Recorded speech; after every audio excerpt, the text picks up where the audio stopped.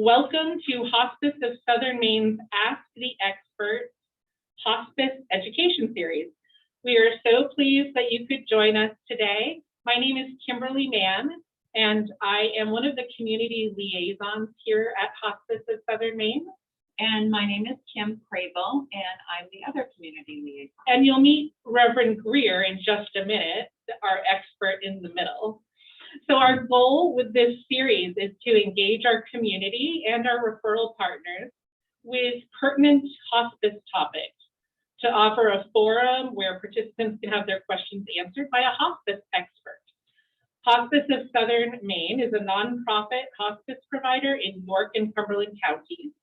We provide hospice services to over 200 patients daily at home, both residential and facilities, and at our inpatient facility, Gosnell House, with 18 private suites for patients and their families when pain and symptoms can't be easily managed at home or respite care is required. And now I'd like to introduce today's hospice expert, Reverend Larry Greer. Larry will be leading us in a discussion entitled A Guide to Family Conversations at End of Life. Larry has nearly 17 years working at Hospice of Southern Maine in chaplaincy, and he currently serves as our pastoral coordinator. He graduated from Goddard College in Vermont with a BA in thanatology and his MA presenting the thesis entitled Presence, Ministry for the End of Life. Larry was ordained by the Chaplaincy Institute of Maine. Welcome, Larry. Thank you. I've been given permission to take my mask off. We want you to hear him very clearly, so he said he can take it off. Thank you.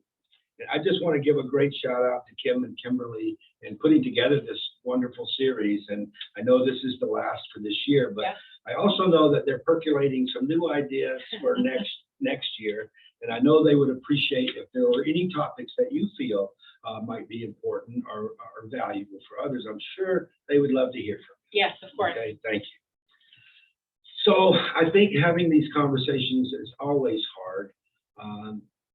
I think because we live in such a death-denying culture, it makes it even more difficult.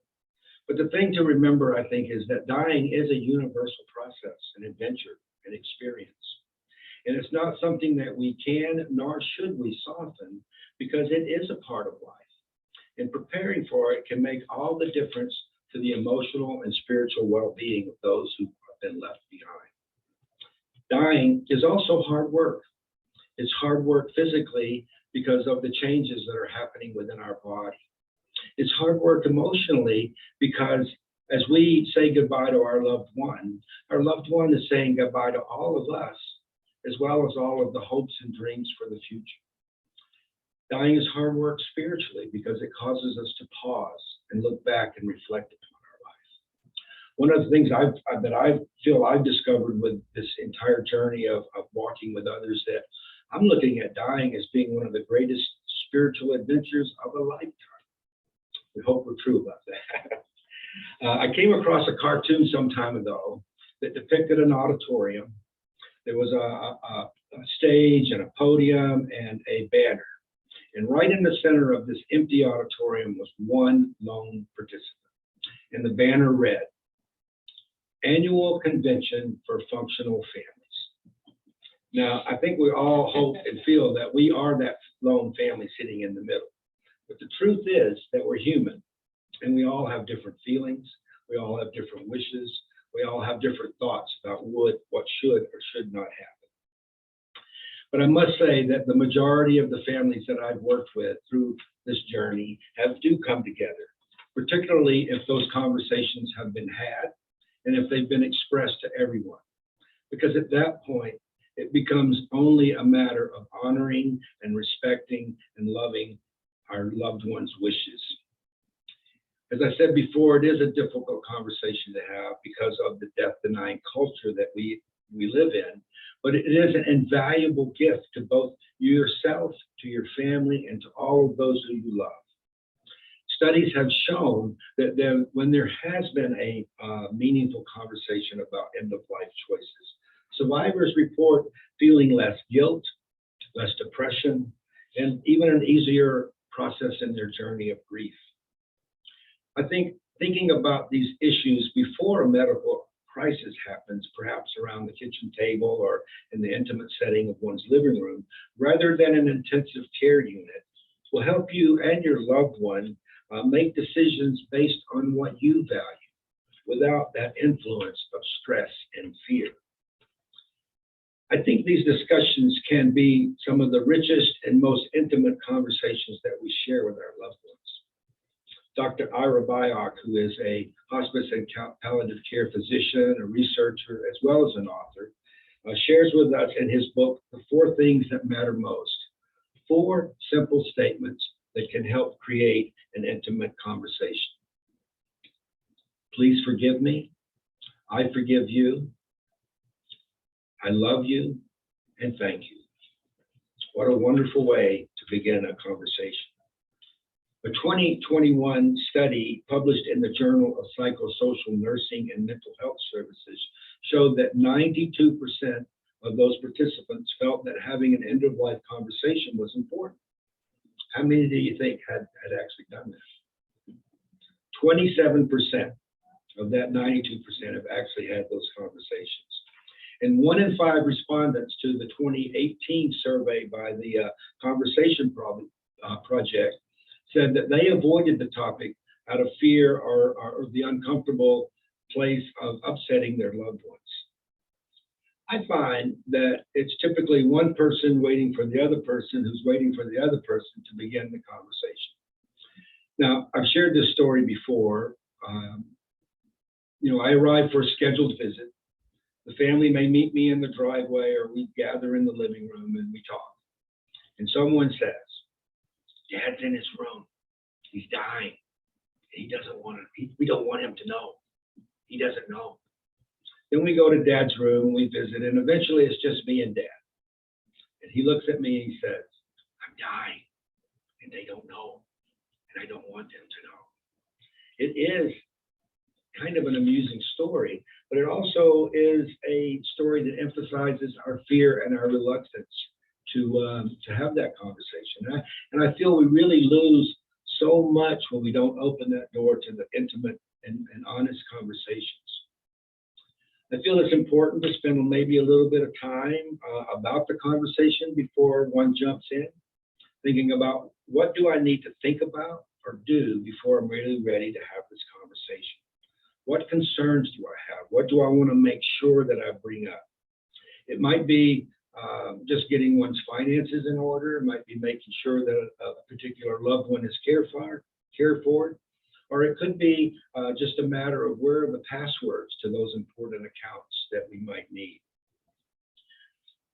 I think one way to begin the conversation is to finish the sentence or ask a loved one to finish the sentence. What matters to me at end of life is. There are many answers to that. It could be uncomfortable at home. I have a very low pain threshold. I want to make sure that I'm comfortable. And I want to make sure that my family work together as they make decisions about my care. And starting with the what matters to me conversation, that helps with your family to communicate with your doctors what abilities are most important to you or what procedures are or are not worth pursuing. It also gives your loved ones reassurance that they are following your wishes, excuse me. So now you got all that behind you. You're ready to sit down. You're going to have this conversation, got the family gathered. I think it's important to think about the basics. Who, what, when, and where. Who will be a part of this conversation? Well, obviously you would invite your family. There may be trusted friends.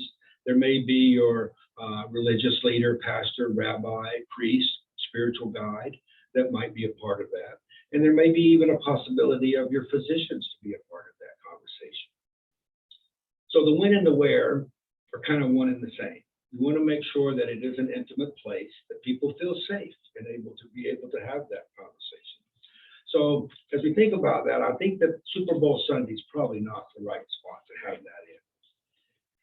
And so now what do I want to say? I think it's important perhaps to just think of 3 things, the most important topics that you want to share or ask of your loved one. And let those be the conversation starters. Topics like, How would you like your end of life to be? Who do you want or not want to be a part of your care? Are there important milestones like anniversaries, weddings, birth of a new child that I really want to make an effort to be here?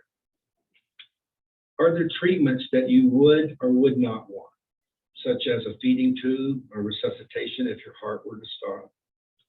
When the time comes, would you rather be alone? Would you rather be with your family? Are there things like poetry or scripture or music that are important at this time? Are there spiritual rituals that might be helpful for you or the family? And what family member or friend will be the decision maker? Now, I think it's very important to have the conversation with the person you're choosing to be your advocate, so that they're clear about what your wishes are, and that you're clear that they are able to fulfill your wishes. So it's something to have that conversation with that person before springing it on them at a family meeting. So here are some of the ways that the conversation project suggests that starting a talk about end of life care. I need your help with something. I need to think about the future, and I'm wondering if you might help me. I was thinking about what happened too, and it made me realize, even though I'm okay right now, I want to be prepared for the future. So just remember that this is just a starting point. There may be many other issues that need to be thought about and talked about. And it's not a place where one has to steer the conversation, just allow it to happen. You don't have to cover everyone and everything. Be patient, give other people time to assimilate what's being said and to think about it. And as I shared before, this is an ongoing story. This is not a one and done. There will be time for people to have conversations. You might invite another meeting as time goes. And important, as I talked about that functional family, to remember there may be disagreements.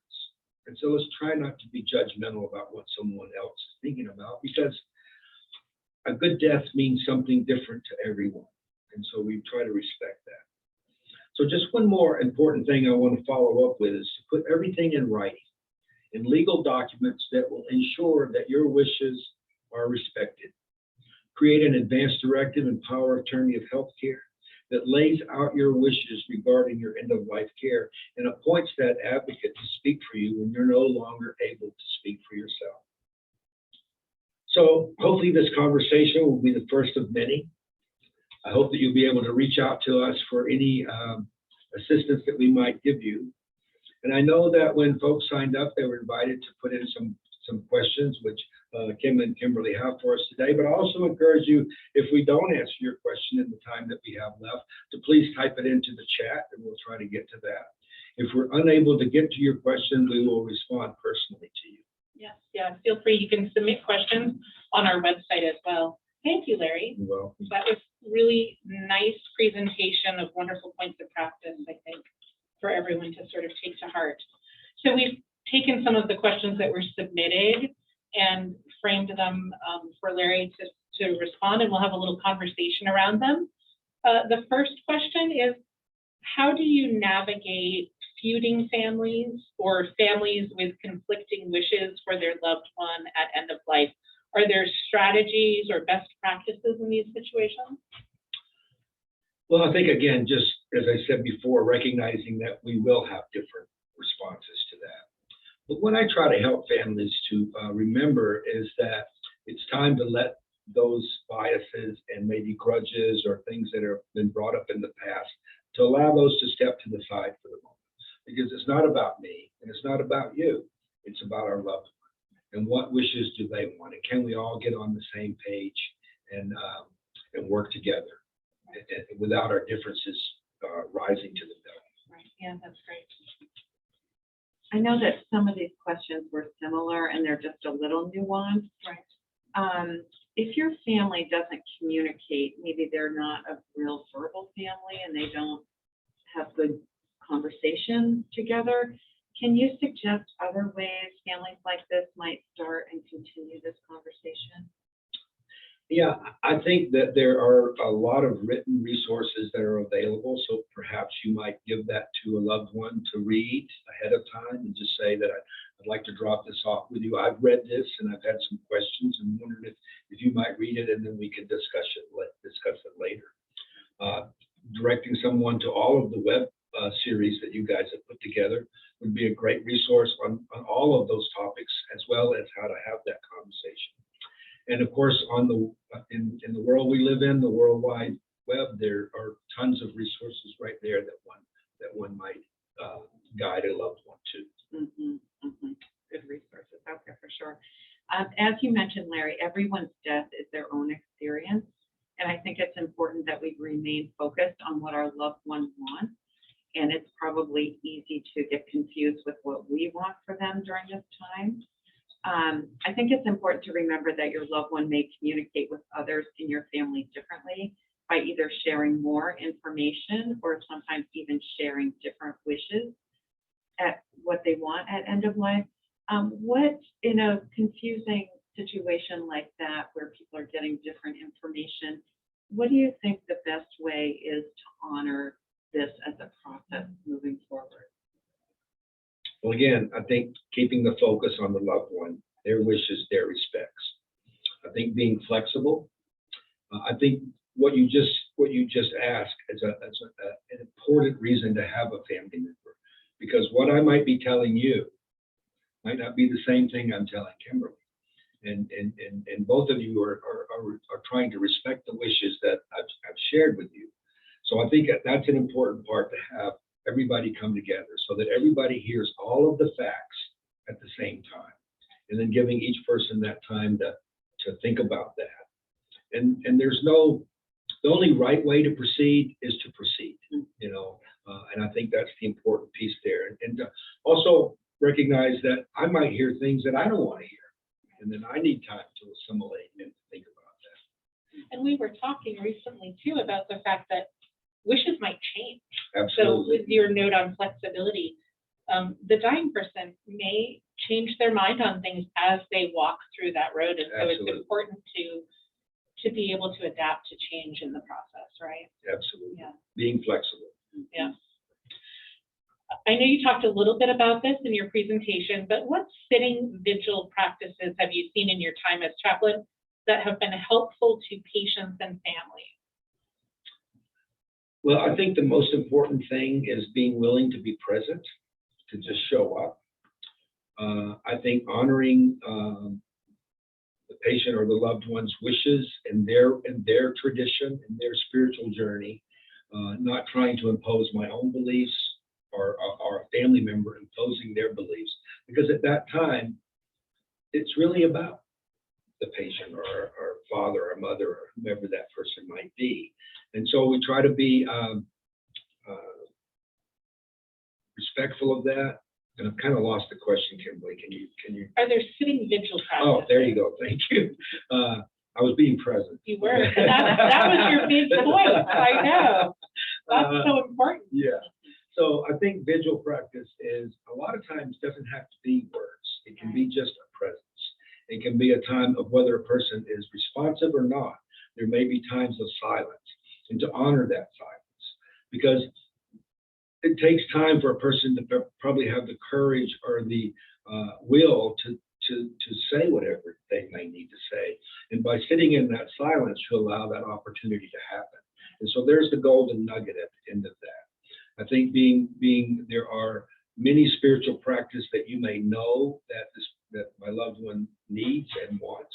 And so being able to offer those for them and through their own tradition is important. Oh, those are good words of advice. Thank you. So if anyone has any questions, if you want to type them in the chat, that would be great. I've got another one for Larry. That is, how do you work with families when there are various spiritual beliefs and practices? Well, I think recognizing that right off in the beginning, that each person comes to this with their own spiritual path. And again, honoring the wishes of the loved one. If my loved one may or may not have a spiritual path, and there again, it's not the time for me to get them on one. They're going to find that as they go along their journey. So I think it's a matter of just honoring what, if we know the loved one, we know what's important to them, and honoring that and allowing that to happen as opposed to my own or family members' beliefs or practices. Mhm.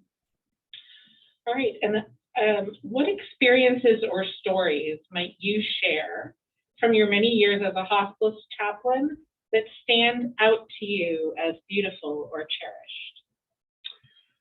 Well, obviously there's lots, Yeah. but one that came to mind as we talked about this was, and it goes in line with the topic that we're talking about today. I visited a gentleman some years ago who had been estranged from his family for many, many years. And as we sat and talked about those things that were important, those things that might need to take place or that would bring peace to them before they die, and his was that he wanted to reconnect with his son. He had no idea where his son was. He had no number, he had no address, but he knew that he was a captain of a fishing vessel somewhere up along the coast of Maine. And he asked if I would attempt to look for him. And he knew of a possible marina that the boat was docked. And so I called that marina, and I didn't identify myself as other than my name and like to leave a message for this individual. It turned out not to be the right marina, but they did give me the name of the right marina. And I left my contact information, and the son called, and I told him who I was and that I was calling on behalf of his father, who would like to have a conversation with him. And we had a really nice conversation, the son and I. But at the very end, he said, "I've said all that I need to say to my dad, and then will not be calling." So unfortunately, I had to go and share that with the dad, who was not surprised and somewhat expected it. And then it was around the Thanksgiving time. And so my next visit after Thanksgiving, this gentleman was euphoric when I walked in, and he shared with me that his son had called him on Thanksgiving and that they had come to some reconciliation. Wow. So I mean, you just there again, we don't need to know the outcome. We just need to plant the seed and allow it to grow. Wow. I see there's some questions on the. Yeah, so the first one is, in this COVID time with less ministers available, how are people finding that needed presence, especially in churches that are currently without a pastor? It's a tough one. I wish I had an answer for that, Lisa. I don't. I think people are turning to Zoom. Many of the church services now are out of necessity being broadcast. I think just being in connection with our friends and family via phone and that way, it's tough. It's tough going into nursing facilities where there have been COVID outbreaks, and so that's a tough one. Right. And the next question. Marie asked, Larry, what do you do with individuals who are non-responsive, who are alone, and whose religious or spiritual point of view is unknown? She's looking for approaches, topics, and talking points. When I walk into a room and the person is non-responsive and they are alone, I still walk up to them and I introduce myself. I try to sit at their level and not stand over them. There's always a chair usually close by, and I may bring it over. And in times when we weren't worried about different things, I might reach out and take their hand and hold their hand. And I might not say a word. It might just be being present and allowing them to know that I am there. I may not know their religious or spiritual journey, and that really at that point doesn't matter. I'm just being a human to human presence. Yeah, just knowing that person is there nearby. Yeah, because I think we all know that when we feel somebody in the room. We don't have to, when someone walks in, we feel that. So I think that we talk again heart to heart. Right. I actually would match their breath. Oh, that's right, you mentioned that. Yeah, where then I become with them. When they inhale, I inhale. And when they exhale, I exhale. I look at that kind of like it's a holy breath. Yeah. Right? HOLY. That's a really neat practice. Thanks for sharing that. Yeah. Liz is asking, how do you approach one who is not going to be alive much longer, but refuses to discuss it or make her wishes known?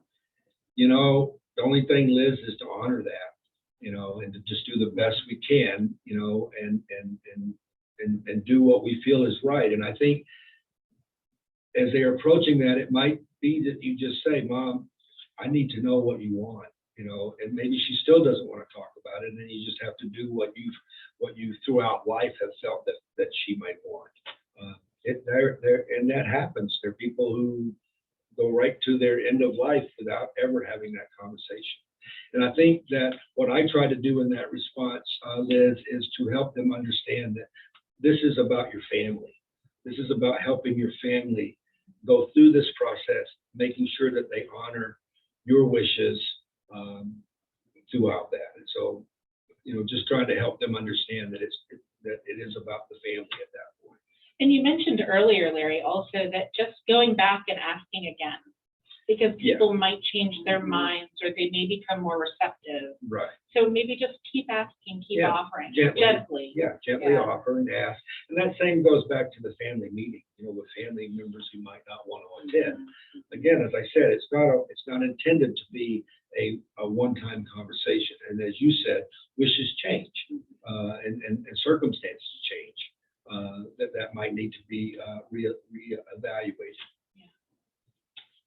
All right, I don't see any other questions coming in. Thank you, Larry. Thank You're you welcome. for the work you do, for the care and support that you offer. It's truly appreciated. And do you want to make a quick comment on Sure. I mean, end-of-life doulas are awesome. I think one of the ways that end-of-life doula can help is perhaps become a volunteer. We have many of our volunteers who are end-of-life doulas, who provide a great service. Yeah, thank you. Yeah, and there are really extensive and great training programs available for volunteers. And like you mentioned, when there are shortages of people available, that's a great resource to turn to.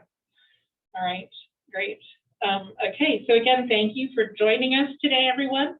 If you'd like to share this webinar with family or friends, we will post the video in our online library at askhospiceexperts.org. So feel free to visit the library there. We hope you enjoyed the webinar today, and we look forward to seeing you in the new year. Happy holidays, everyone. Thank you. I do see a few more questions, and we will again get back to you on a personal note with that. Okay. Well, we have a few minutes. We do. If you want to try to Okay. take it quickly, Larry, go ahead. You know, that's just a conversation. The question is, how would you navigate someone feeling around what happens after we die? I leave that to the individual. I ask that question often. What do you think happens after this life? Right. And again, there's a host of different questions. And sometimes I think what you may be getting at, and that is, there may be, sometimes people have fear about what's going to happen after this life because of judgment. And so I just try to walk through that quickly with them. I'm trying to go through the questions. Yeah, what to do if a hospital protocol is unclear in the status of a dying person because of HIPAA or the family trying to get on the same page. I mean, there's no pastor involved. Are there ways to sort of navigate that? Maybe, I'm not sure. I'm not quite sure how to answer that. Often there are case managers. Sure. Yeah, if you're in a hospital and there's always case managers and social workers who also can help in that conversation. That might be a great place to start. And then what about a loved one who has chosen the death with dignity process? What are the options for the situation? Mary Louise, can you type in a little bit more about what you're asking about what options are available? We will say, in general, the Death with Dignity Act is different state to state, so you do need to understand the regulations. And as hospice workers, we can't participate in Death with Dignity, but we're there in other aspects of hospice care. I just want to clarify that we are not allowed to be present when the medication are ingested. Yes. We can be there prior to and after to provide support. But we don't take a stance of right or wrong. Right. So those can be difficult situations as they're coming to be across. And Mary Louise, maybe you're talking about how do we deal that within a family, And I think that just goes back to trying to honor the wishes and Wishes, having that yeah. conversation. Yeah, just trying to keep the patient central, right? Yeah. That's what's central. All right, thank you so much again. Submit any additional questions that come to mind on our website. There is a box where you can submit a question. It will be emailed to us, and we'll do our best to get back to you efficiently with an answer. So thanks again, everyone. Happy holidays. Bye. Thanks Thank for you. joining us.